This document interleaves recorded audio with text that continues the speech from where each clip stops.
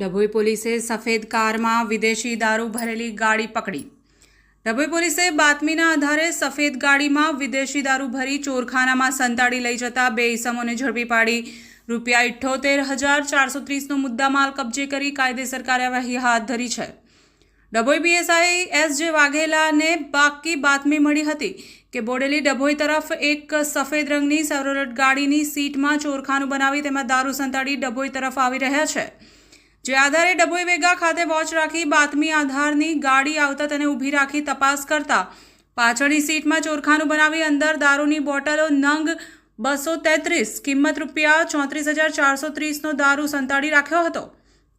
આ સાથે ડભોઈ પોલીસે એક મોબાઈલ અને એક કાર મળીને કુલ ₹78,430નો મુદ્દામાલ કબજે કરી દારૂની હેરાફેરી કરતા શૈલેષભાઈ જગન્નાથભાઈ વસાવા અને ફારૂક હુસેનભાઈ સોલેતની ધરપકડ કરી કાયદેસર